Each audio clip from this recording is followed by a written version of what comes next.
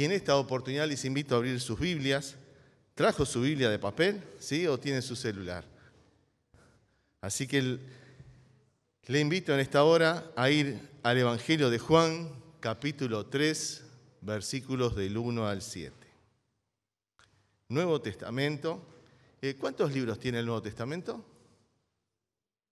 ¿Cuánto? 27. ¿Y el Antiguo? 39. ¿Saben que decíamos el otro día en una clase? A mí me enseñaron a decir, el Antiguo Testamento tiene 39 libros. 3, 9. 9 por 3, 27. Eso es lo que tiene el Nuevo Testamento, ¿no? Así de esa manera usted no se lo va a olvidar.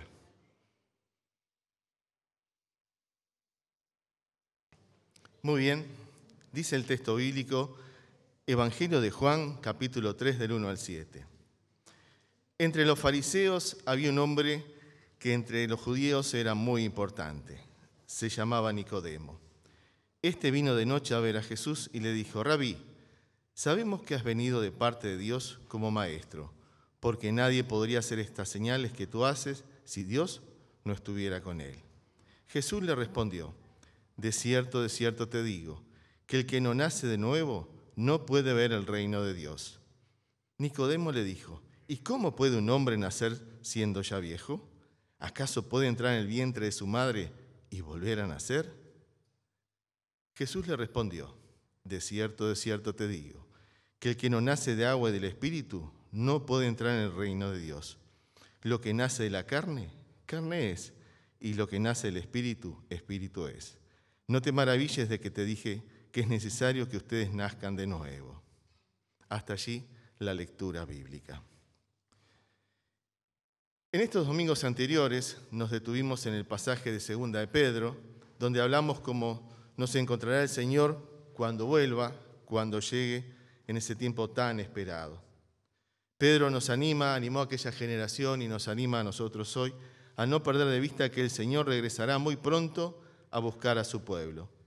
Sin duda un fuerte deseo de nosotros en esperar esa venida del Señor Jesucristo, pero el Señor también está anhelando que las personas se puedan volver a Él.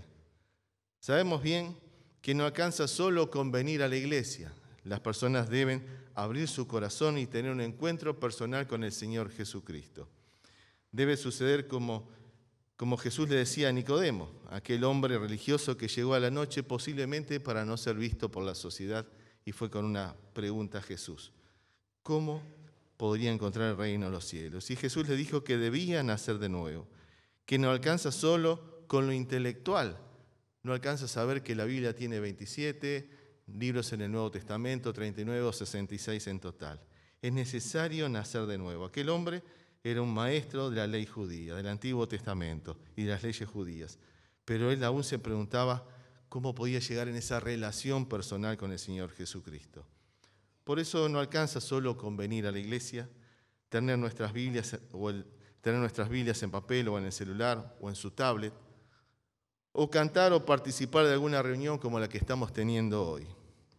El conocido evangelista Luis Palau decía, el estar en un aeropuerto no lo hace avión. El estar en un hospital no lo hace doctor. El estar en un gallinero no lo hace gallina. Y el estar en una iglesia no lo hace cristiano. Sino que ser cristiano es cuando abrimos y tenemos un encuentro personal con el Señor Jesucristo.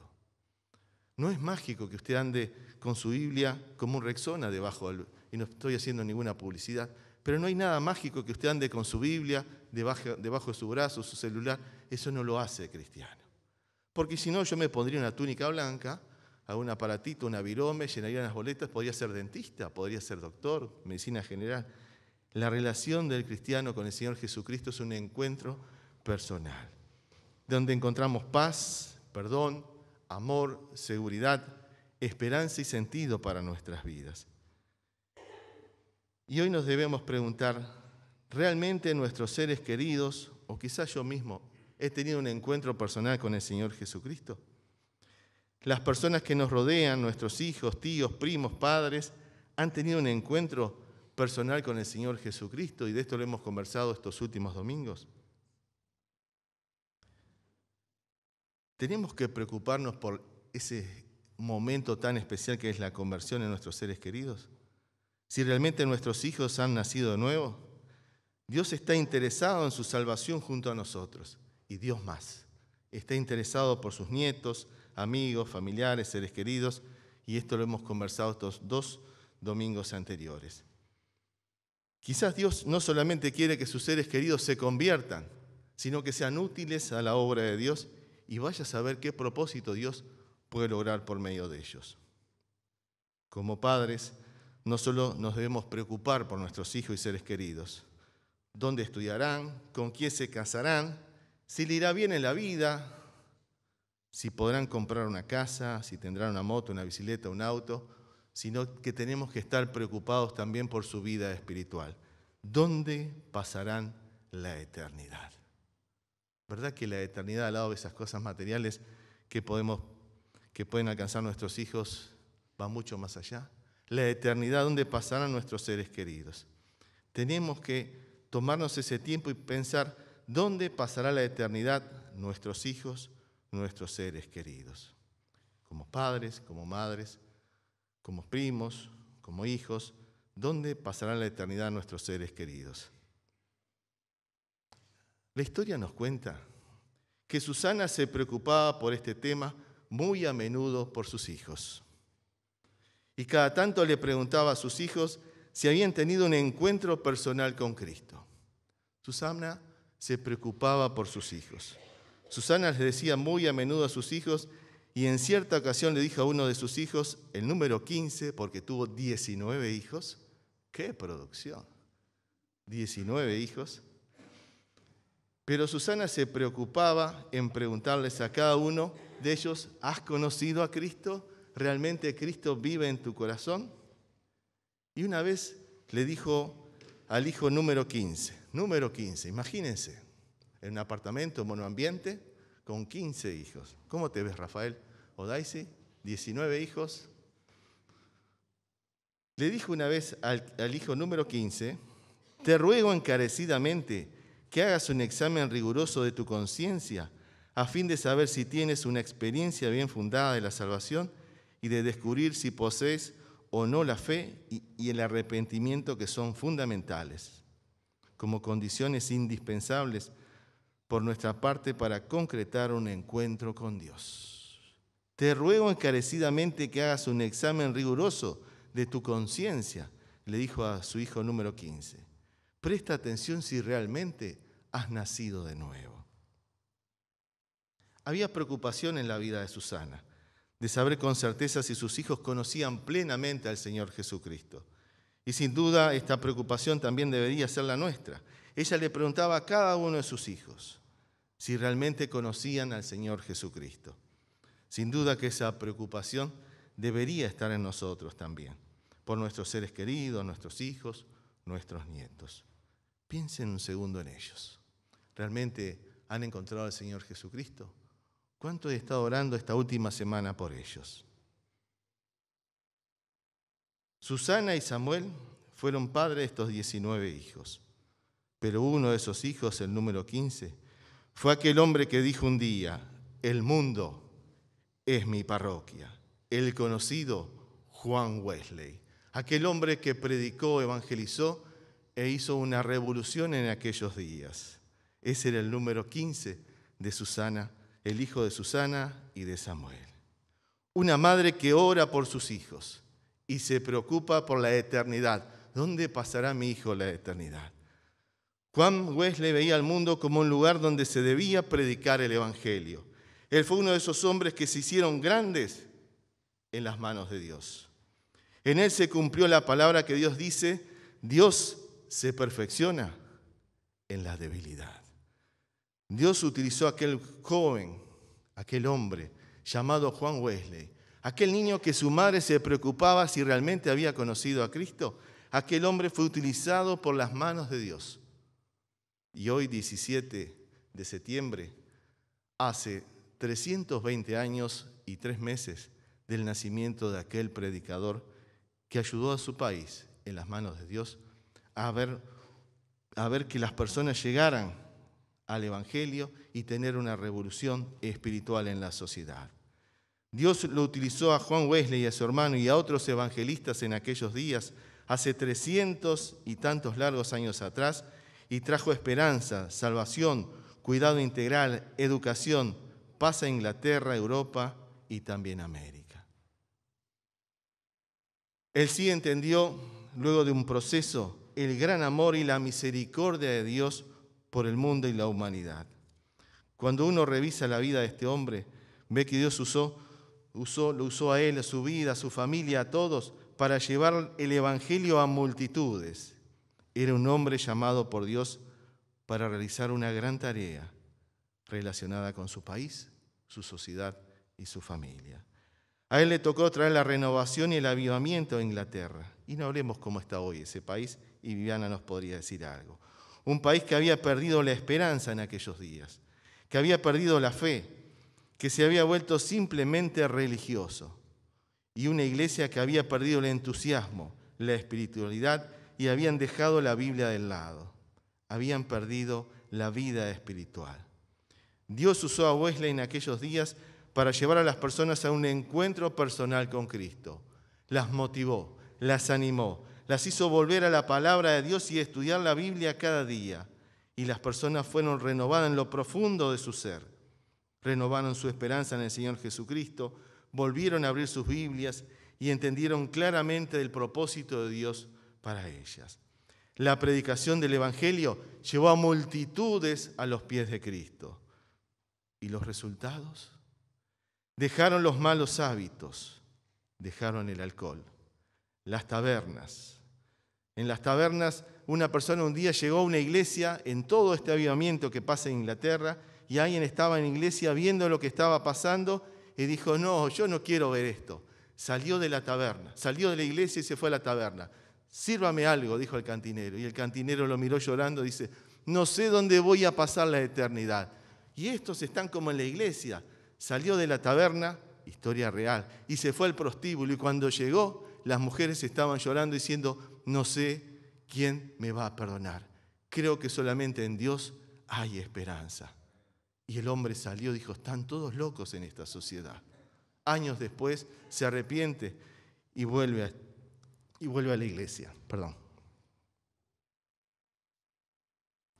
En aquellos días, las personas encontraron el verdadero propósito de sus vidas.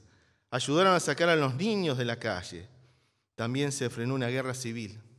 Y Wesley y la predicación del Evangelio y Dios detrás de todo esto estaba ayudando a un país para que no cayera, para que siguiera adelante. El poder del Evangelio transformó a simples cristianos en cristianos fervorosos, con el poder de Dios cada día para servir a la sociedad. Y comenzó una inquietud por las misiones y los perdidos en aquel mundo conocido. ¿Cuántos de nosotros hubiéramos querido estar allí? Estaría Gilberto con su celular, filmando, sacando fotos, haciendo selfie de lo que estaba sucediendo, contemplando todos los acontecimientos. Los historiadores dicen que las personas se quebraban emocionalmente, se amargaban y se arrepentían de sus pecados y buscaban a Dios. Y lloraban agradecidos a Dios porque le había dado una nueva vida y esperanza. El desorden y las borracheras empezaban a desaparecer ¿de dónde? De las calles. En los hogares comenzó a haber paz. En las cantinas se preguntaban los alcohólicos si Dios los aceptaría. Y las prostitutas, si había perdón para ellas. Esta era la realidad de la sociedad de los días de Wesley. Y para todos ellos, como hoy en día, Dios les ama, les perdona y tiene nuevos planes de vida. Y le está diciendo, como dijo en aquella generación, para todos los necesitados, yo estoy aquí para darte una nueva vida. Los historiadores dicen que Wesley predicó a más de 40.000 sermones, predicando y llevando a las personas a los pies de Cristo. Juan Wesley acostumbraba a decir que él tenía una gran inquietud por las personas que estaban sin Cristo, pero no se detuvo en los bancos de las congregaciones, sino que salió allá afuera a predicar. Por eso él decía, el mundo es mi gran parroquia. Pero era la mano de Dios trabajando en aquella generación, dando esperanza. Y hoy nos deberíamos preguntar, ¿qué hubo detrás de la vida de Juan Wesley? ¿Fue de un día a otro que se levantó de un banco de la iglesia y salió a predicar? ¿Qué pasó con la vida de este hombre? ¿Cómo fue este evangelista y predicador de Dios que transformó aquella sociedad? Sin duda, Dios estaba detrás de él. ¿Cuál fue su historia? En primer lugar, una familia cristiana. Welles nació el 17 de junio de 1703. Así que hoy, como recién decía, hace 300 años y 3 meses de su nacimiento en Inglaterra. Fue el hijo número 15 de 19 hermanos. De esos 19 hijos solo vivieron 13. Sus padres eran Samuel y Susana Wesley. Su padre era pastor y su madre era una mujer muy activa, llena de sabiduría e inteligencia. Ella se quedó, dice la historia, con ganas de tener una buena formación en su contexto, pero la sociedad no le permitió. Así que ella tenía una gran inquietud por el evangelismo, por enseñar a los niños. Y su inclinación era el evangelismo y especialmente el traer a los niños y contarles las historias bíblicas. Comenzó un día a reunir a los niños de la zona y enseñarles la Biblia. ¿Y saben por dónde comenzó? Por la cocina de su casa. Y allí trajo 1, trajo 2, trajo 20, 30, dicen los historiadores, 40, 50, 125, 200 niños a las afueras de su casa. No tenía una cocina tan grande, pero sí tenía el empuje y las ganas de predicarle a los niños. Y allí a las afueras, ellas le enseñaban la Biblia y le contaban las historias. Los padres traían los niños para que ellas les contaran la historia. Y hasta algunos padres se quedaban a escuchar esas historias. Para su sorpresa, los criados de los campos venían y le traían a aquellos niños y ellas les predicaban el evangelio a todos. Les anunciaba el evangelio de Cristo. El resto de los vecinos también comenzaron a venir a las reuniones. No solamente los niños, los padres, el resto de los vecinos venían y ellas les predicaban el evangelio a todos. Nos cuenta la historia que más de 200 personas en el último tiempo se reunían a escucharla, las historias bíblicas que ella tenía. La vida de esta familia, como cualquier familia, enfrentó muchas dificultades, pruebas, luchas y todo tipo de dificultad, pero nunca se detuvieron. Siempre descansaron y confiaron en el Señor Jesucristo. Tuvieron la pérdida de 6 hijos, pasaron serias dificultades económicas, soportaron la crítica e insultos de muchos vecinos. 2 veces le prendieron fuego a la capilla donde Samuel predicaba, el padre de Wesley, y en la segunda vez la casa también tomó fuego. Y en esa oportunidad apenas pudieron salvar a sus pequeños antes que el fuego carbonizara a sus hijos. Con la ayuda de algunos vecinos, nos cuenta la historia, en 2 veces se prendieron fuego la capilla, pero en la segunda su casa tomó fuego también. Así que pudieron rescatar en la noche a todos los hijos. Y Susana contó, 1, 2, 3, 4, 5, 6. Falta 1, dijo. Y faltaba 1. Y la casa era un fuego total. Entonces, cuando vieron que Juan faltaba, su padre trató de entrar a buscarlo, pero los vecinos lo agarraron. No, Samuel, vas a morir tú. Así que Samuel se arrodilla, ora a Dios, y en ese momento que está orando a Dios por Juan, para que lo reciba en sus brazos, Juan se despierta y va a la ventana. Así que 2 vecinos, uno se subió arriba del otro y lo pudieron rescatar. Cuando todo esto sucedió, Samuel agradeció a Dios y dijo: ahora quémese la casa, ya tengo a todos mis hijos conmigo. Qué historias, ¿verdad? Cuántas dificultades. Quémese la casa, enhorabuena. Ya soy bastante rico, dijo Samuel. Tengo a todos mis hijos. Por eso el conocido Juan Wesley le gustaba decir: soy el tizón arrancado del fuego. Dios me cuidó, me arrancó del fuego hoy para predicarle a multitudes. Qué interesante, ¿verdad? Sin duda que toda esta historia marcó muy fuerte la vida de Juan en todo sentido. Él sentía que Dios tenía un propósito especial con su vida en aquel momento de la historia. Él quería hacer que Dios lo usara y lo guiara. También su familia fue muy especial. Y una pieza fundamental fueron sus padres, que oraban por él cada día y por todos sus hijos. Un tiempo muy importante que también tenemos que ver ahora es la preparación, el tiempo de preparación en segundo lugar. El tiempo de preparación para Juan fue muy importante, como para cualquiera de nosotros. Con dificultades, su madre lo formó en la casa y lo fue educando día a día, semana tras semana, a él y a todos sus hermanos. No sabemos si por problemas económicos, pero su madre se encargó hasta cierto momento de la educación de todos sus hijos. A la edad de 10 años, Juan fue aceptado en un reconocido colegio con el apoyo del duque de Buckingham y le dio una beca para que pudiera estudiar. Y la historia nos cuenta que Juan tuvo que soportar en este colegio todo tipo de burlas y críticas por su extrema pobreza. En los años de formación, Juan aguantó una y otra burla de sus compañeros, porque era muy pobre, muy necesitado. Pero todas estas pruebas le ayudaron a moderar y a moldear su carácter y lograr ser una persona madura en Cristo, sabiendo que Dios era su sustento. En 1720 continuó con sus estudios y entró en los mejores establecimientos culturales de la época. Permaneció allí hasta su ordenación el 19 de septiembre de 1725. Fue ordenado diácono por la Iglesia Anglicana. Su inclinación era por la vida interior del ser humano. Él estaba preocupado por esa relación personal que toda persona tenía que llegar a Dios. Era muy aplicado en la lectura y 2 libros que impactaron su vida fueron La imitación de Cristo, de Tomás de Kempis, excelentes libros, y La regla para vivir y morir santamente, de Taylor. Esos libros le impactaron. En lo espiritual, Juan Wesley había profundizado mucho en el conocimiento de la literatura, la filosofía, la religión y la teología. Pero nos cuenta la historia que Juan todavía había algo en su corazón que no estaba claro. Había algo en su corazón que no me cierra. Estoy aprendiendo de literatura, de filosofía, de religión, de teología, de vida espiritual, pero había algo que no le cerraba. Nos cuenta la historia que un día habló con sus padres y le dijo que había algo que todavía no le cerraba. Su padre le dijo: Juan, debes analizar si en tu corazón el Señor Jesucristo ha entrado. Debes analizar si hay algo en tu corazón todavía que el Señor Jesucristo no ha entrado, que le está impidiendo entrar. Más tarde, Juan fue ordenado diácono de la Iglesia Anglicana y una de las primeras órdenes sagradas.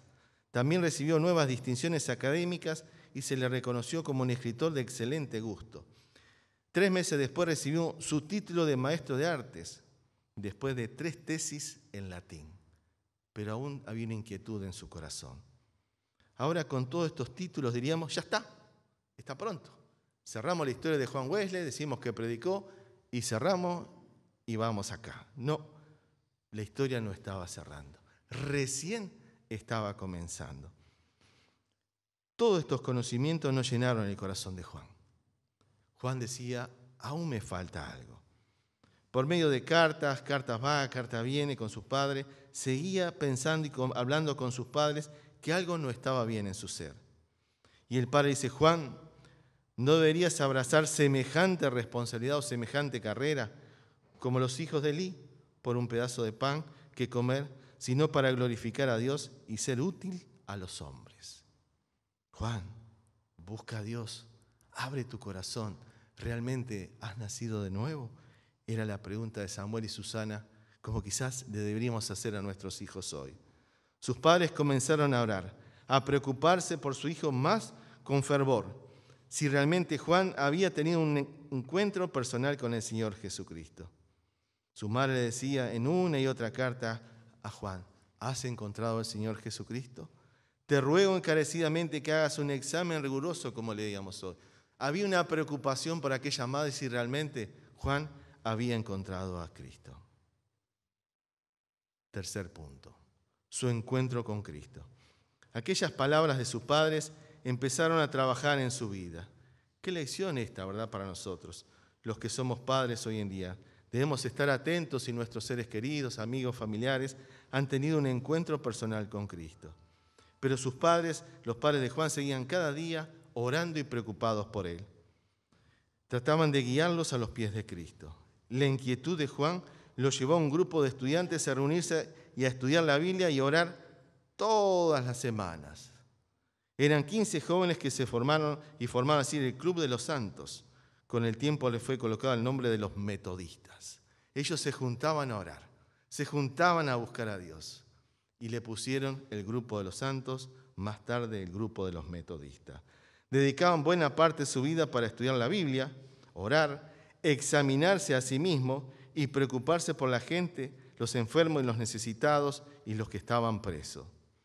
En 1734, Juan viajó más de 300 kilómetros predicando todos los domingos, lo cual era un preámbulo de su futura vida. Con el correr del tiempo aceptó viajar a América en una misión evangelizadora, pero todavía Juan había una inquietud en su corazón. Pero miren, predicaba, enseñaba, iba a la iglesia, pero todavía había una inquietud en su corazón. Welles viajó con la esperanza de aprender el verdadero evangelio y predicar a Cristo a los hombres. Durante el viaje se levantó una tormenta y el barco se movía de un lado a otro. Y la atención de las personas estaban en la tormenta, pero en aquel viaje iban un grupo llamado los moravos, que realmente habían nacido de nuevo, tenían un encuentro con Cristo. En ese viaje tuvieron varios días de tormenta y fuertes vientos, que sacudían el barco de un lado hacia otro, amenazando la tranquilidad del viaje. Esto trajo bastante angustia y temor sobre las personas y sobre el corazón de Wesley. Mientras que el miedo afectaba a los pasajeros, Juan distinguía que la paz de los pasajeros moravos, a los cuales le preguntó, le dijo: ¿ustedes no tienen miedo? Y ellos les dijeron: no tenemos miedo a la muerte. El Señor cuida nuestras vidas.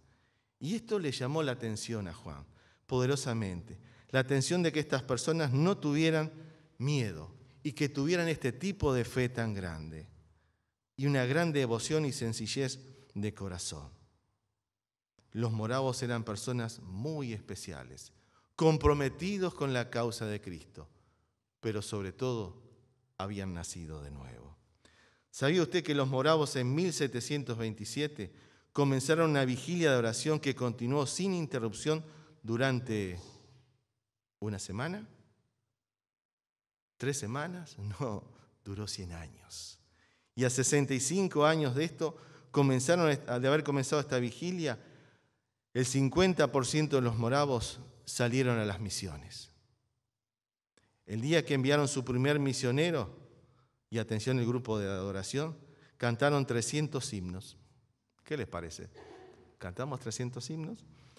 Los misioneros moravos eran enviados solamente con el pasaje de ida y con el respaldo de las oraciones. Tenían que llegar a predicar y procurar su propio sustento. Guerreros de la fe. Entonces, fue ese estilo de vida que llevó a Juan a llegar el momento de entrevistarse con un pastor moravo y poner delante de él su inquietud.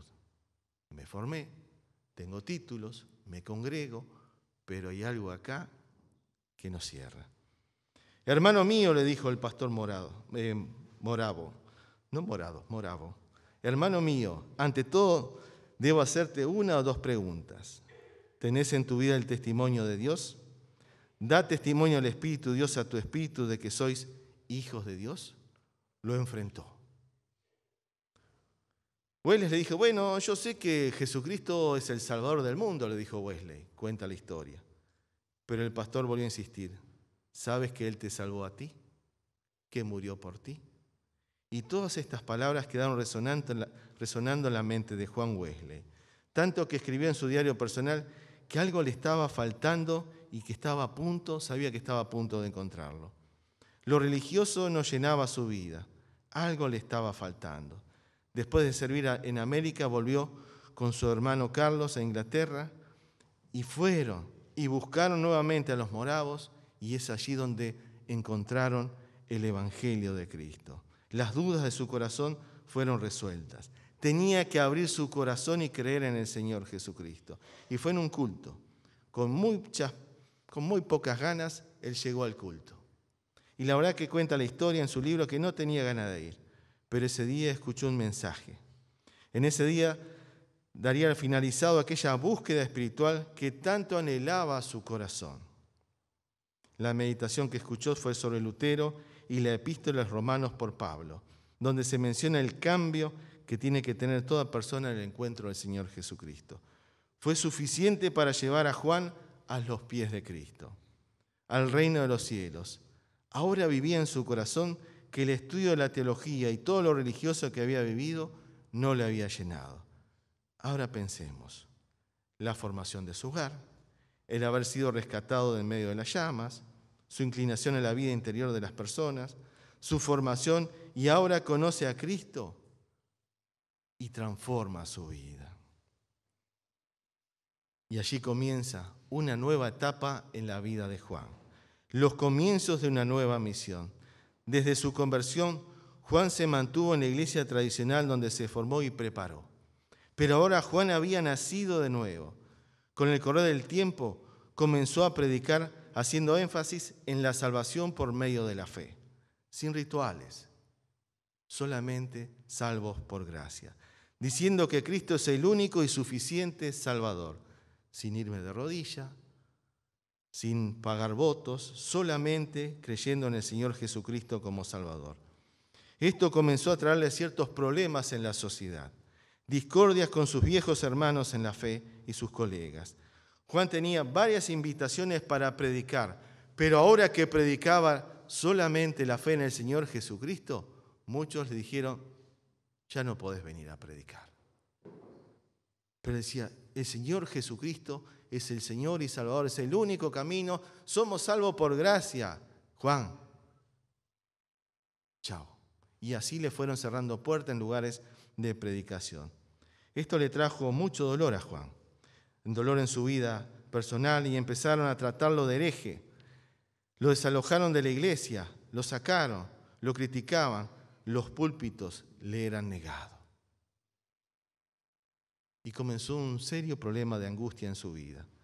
Pero hasta que se dio cuenta que el único lugar que quedaba para predicar era en la calle, era al aire libre. El famoso predicador Whitefield también lo invitó a predicar, porque varios predicadores Dios va movilizando en esa época. Y Wesley junto a otros viajaron a un pueblo minero, donde comenzaron sus campañas. Nadie quería ir a predicar a ese grupo de mineros, pero Juan Wesley vio que tenía que ir a predicar a ese lugar. Y los mineros se pusieron contentos. Viene un predicador, un pastor, un evangelista a hablarnos. Y en ese pueblo se esparció la noticia que serían visitados por unos predicadores. Y en la llegada al pueblo se vieron rodeados por unas 200 personas que tenían hambre de escuchar el evangelio. Y en aquella predicación de Cristo fue el mensaje de la única esperanza está en el Señor Jesucristo. Para su sorpresa, aquellas personas se quebraron. El tiempo de evangelización había comenzado y habían experimentado algo nuevo que nadie les había predicado. Y muy pronto aquel pueblo empezó a cambiar.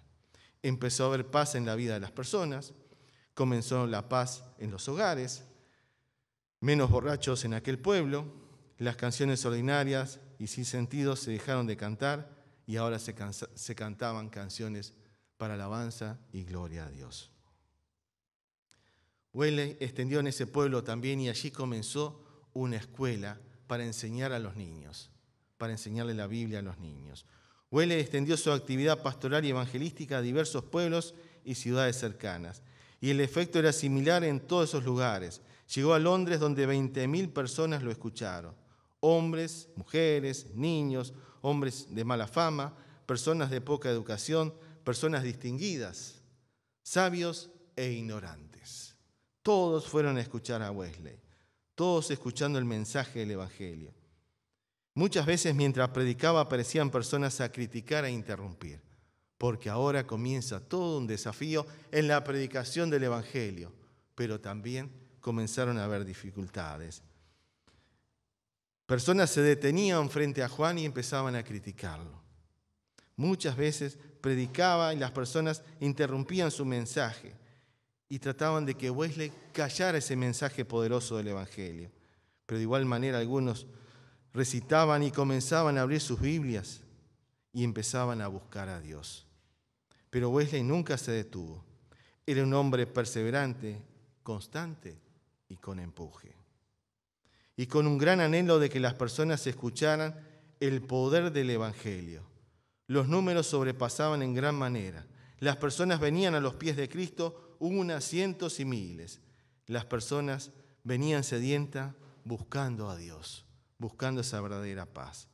Los hermanos Wesley, con sus amigos, reconocían la necesidad de la sociedad de aquellos días, que estaba descarriada y tenían necesidad de encontrarse con el Evangelio.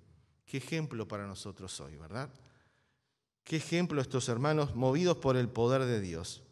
Pero Wesley no solamente predicaba y se iba a otro lugar, sino que se detenía por un tiempo para visitar a las personas que estuvieran creciendo, que estuvieran siendo formadas en la palabra de Dios. Las animaba, vamos, adelante, el Señor viene, hay que prepararse. Les decía cómo deberían vivir ahora el Evangelio y atendía sus necesidades físicas, si tenían alimento, si tenían ropa, si tenían abrigo. Entregaban alimento a los necesitados, pan, carne, leche y otros alimentos. Dios había puesto personas con recursos económicos alrededor de Wesley que compraban alimentos y ayudaban a las necesidades de la sociedad. El Evangelio junto al cuidado integral de las personas. ¡Qué historia! ¿Cuánto podemos aprender de esto? Su hermano Carlos Wesley compuso 6.500 himnos de alabanza al Señor. Wesley era un hombre que vivía lo que predicaba. No tenía doble discurso. Enfrentó diversas luchas, pero con la fuerza de Dios pudo superarse. Las iglesias locales habían dado síntomas de abandono a la sociedad y le cerraban la puerta a Wesley. Quemaban sus mesas donde él predicaba. Perseguían a los cristianos. Y si se había predicado en tal casa, había toda una patota. Había toda una patota que iba, destrozaba la casa, sacaba a las familias. Y a veces las familias terminaban en la noche durmiendo en la fría nieve. Porque había un grupo que se había propuesto perseguir a los seguidores de Wesley. Por eso la iglesia local había dado síntomas de abandono a la sociedad, lo cual trajo pobreza espiritual sobre la iglesia de aquellos días. Pero ese restaurar espiritual que trajo este avivamiento fue generado por Dios. Dios utilizó como utilizó a Moisés, a Elías, a Juan, a Pablo. En este momento de la historia, Dios utiliza a Juan y a Carlos Wesley. Su vida antes de su conversión y ahora predicando el Evangelio. Uno puede mirar esta historia, y es larga y es todo un proceso, uno trata de resumirla, pero podemos sacar algunas ideas. Padres que cuidan a sus hijos con amor. Padres que desean una buena formación para sus hijos. Padres que están inquietos hasta ver que sus hijos nazcan de nuevo, se bauticen, sean discipulados. Pero ¿sabe qué? Padres que oran. Padres que están atentos a la vida espiritual de sus hijos. ¿Cuántas dificultades encuentra Juan Wesley? Pero además de todo esto, el hombre que dijo que el mundo es mi parroquia, hay muchas otras situaciones que van sucediendo. Juan despertó el Evangelio en muchos. Juan descubrió también que había muchas conversiones falsas. Pero otras cosas suceden en aquel contexto. Comienza la producción de himnos, recién lo decíamos por Carlos Wesley. Se sanaban los enfermos. Participación activa de los laicos. En determinado momento Juan se dio cuenta que él solo no podía con la tarea, ni con él, con sus padres o su hermano. Vio la necesidad de tomar a aquellos hermanos de la iglesia y formarnos para el cuidado espiritual e integral, que pudieran estas personas sumarse al cuidado de otros. Así que Juan Wesley se tomó el tiempo para enseñar Biblias a maestros, a futuros predicadores, a los que cuidaban. Se tomó el tiempo de formarlos a ellos para que cuidaran las congregaciones. Cada vez que Wesley predicaba, venía un grupo y le rompía las mesas, donde en cada lugar donde él se paraba arriba de una mesa, al rato se la rompía. Venían con fuego, con antorchas, pero Wesley seguía predicando. Había patriotas mercenarias también. Se había formado todo un equipo para perseguir a Wesley. Donde Wesley predicaba, se le paraban enfrente y le empezaban a criticar, una y otra vez. En varias oportunidades Juan Wesley les decía que qué mal he hecho, porque en algún momento lo agarraron de un púlpito, lo bajaron de la calle y lo arrastraron medio pueblo de los pelos. Y él decía, qué mal he hecho a esta sociedad. Un tal Roy propuso al Parlamento que se le debía cortar la lengua a Juan Wesley y a todos los pastores y predicadores. Fue propuesto al Parlamento. ¿Qué le parece? La iglesia de turno levanta una campaña en contra de toda esta movida espiritual. Pero el pueblo inglés fue afectado para bien por toda esta movida. Pero ¿qué otras cosas pasaron? Y empezamos a cerrar por razones de tiempo. Discipuló a muchas personas. ¿Y sabe qué trajo por resultado? En 1780, Roberto Riker, periodista, comienza la escuela dominical en sus casas. Esa escuela dominical que está por aquí fue gracias a este movimiento. Resurge lo espiritual y lo ético, y hay un cambio moral en la sociedad y espiritual. William Wilberforce lucha contra la liberación de los esclavos, lucha contra la explotación de los niños, las mujeres y la explotación laboral. Juan Wesley se movió en todo esto, en la explotación de la sociedad, en los esclavos. ¿Y saben qué hace también? Se toma el tiempo para hacer un fondo de ayuda a las víctimas de los prestamistas de aquellos días. Había mucha usura y él se tomó el tiempo también para esto.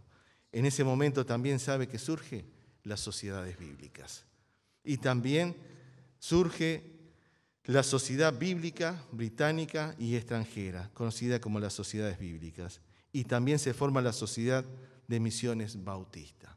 No solamente fue la predicación de Wesley, todo lo que generó fue como una llama que se expandió, que llegó a otros, y eso generaron misiones, estudio de la Biblia, libertad para los esclavos.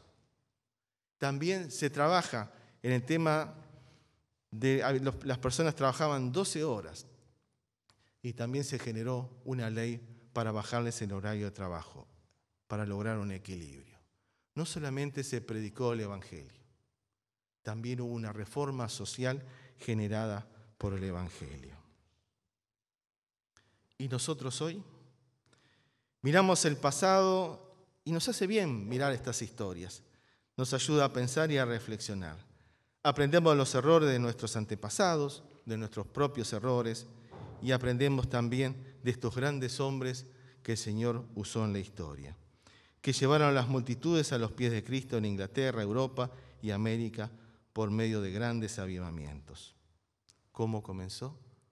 Con una mamá y un papá orando. Comenzó con unos padres preocupados por sus hijos si realmente conocían a Dios. En aquellos días hombres y mujeres salieron a los campos misioneros a predicar, no solamente a Inglaterra. Fueron a diferentes lugares a predicar el poder de Dios en medio de aquella sociedad. Se levantaron una y otra generación preocupados por los niños. Lo más importante es saber que Dios llamó a Wesley y sigue llamando hoy en día a hombres y mujeres para predicar el Evangelio. Muchos se prepararon en institutos bíblicos o seminarios como Wesley, pero lo importante era y sigue siendo el conocer personalmente al Señor Jesucristo. Eso nos tiene que llevar a pensar hoy. Lo que Dios no da, seminario no presta. Podemos ir al mejor seminario del mundo, pero si Cristo no vive en nuestro corazón, de nada va a servir. Esta historia nos debe llevar a preguntarnos, ¿dónde están los Wesley de hoy? Los Juan Wesley de hoy. ¿En qué curso, instituto, seminario o en qué banco de iglesia estarán sentados? Quizás están filosofando mientras hay una realidad allá afuera que atender. Nuestra sociedad necesita el Evangelio. Quizás donde el pobre no encuentra descanso para su alma. Iglesia, tenemos que despertar. Mirar estas historias, mirar la enseñanza bíblica y reconocer que el Señor tiene un propósito para nosotros, también hoy en día. ¿Quién irá como Wesley a los caminos polvorientos? ¿Quién se va a preocupar por las leyes sociales de poder afectarla? En medio de piedras y críticas, Wesley predicó y dijo, el mundo es mi parroquia. Y nosotros hoy deberíamos decir lo mismo. 320 años después y 3 meses. Mi familia es mi gran parroquia. Mi trabajo es mi gran parroquia. Mi iglesia es mi gran parroquia. Mi país, mi sociedad es mi gran parroquia. Juan y Carlos Wesley tomaron en serio la misión de Cristo como parte de su vida, de recorrer los caminos, pueblos y aldeas en busca de los perdidos.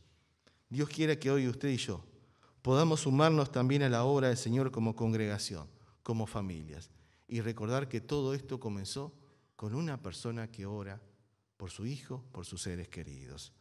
Juan Wesley fue ese gran predicador, que algún día lo veremos en el cielo, pero que nos desafía a predicar el Evangelio y nos moviliza. Una sociedad que fue transformada por el poder del Evangelio.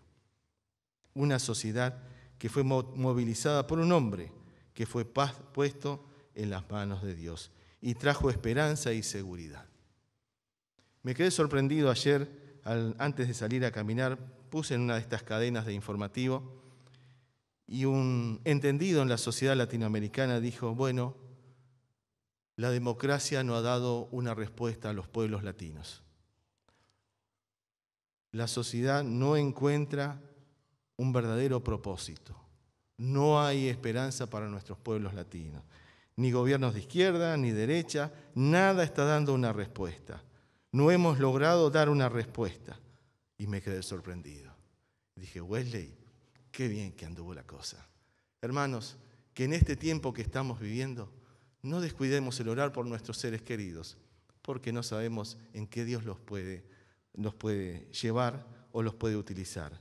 Miremos las palabras de la gente entendida de hoy en día. Sigue diciendo, no sabemos a dónde vamos. Dios quiera que en este tiempo, Piebu, podamos ser luz a esta sociedad. Que el Señor nos bendiga ricamente a todos. Vamos a orar.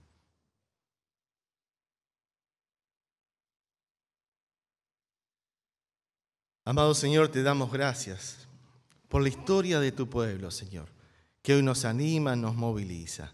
Gracias por la historia de Juan, de Carlos, por Susana, Señor, que oraba por sus hijos. Señor, que sea de inspiración para nuestras vidas. Que podamos, Señor, nosotros también buscarte en oración y estar preocupados por nuestros seres queridos, por nuestro país y nuestra sociedad. Gracias, Señor, por tu palabra que trasciende los tiempos y nos habla, Señor, a cada día. Señor, lo que pasó en aquellos días lo admiramos, pero sabemos que tú estabas detrás de Wesley, tú estabas obrando y lo puedes volver a hacer hoy. Señor, como congregación estamos delante de ti.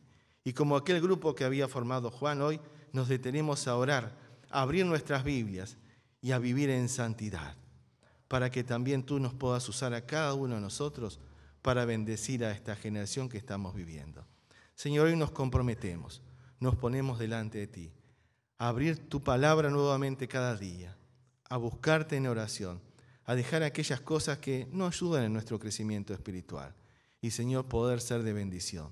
Bendice a mis hermanos en esta hora, bendice a sus familias. Y que nosotros también podamos decir que podemos usar tu palabra, crecer, avanzar, que tu palabra está disponible cada día para que la podamos investigar. Pero, Señor, que podamos decir como Juan, que el mundo es nuestra parroquia, que Montevideo es nuestra parroquia donde debemos predicar y nuestro país también es una gran parroquia donde tenemos que predicarles a todos. Motiva nuestro corazón, anímanos a seguir adelante y crecer y avanzar y llevar el Evangelio, discipular y animar hasta tu venida. Te pedimos tu bendición en esta hora y gracias por tu palabra, Señor, que nos habla a nuestro corazón y nos anima y nos desafía a crecer. En tu nombre te damos gracias. Amén.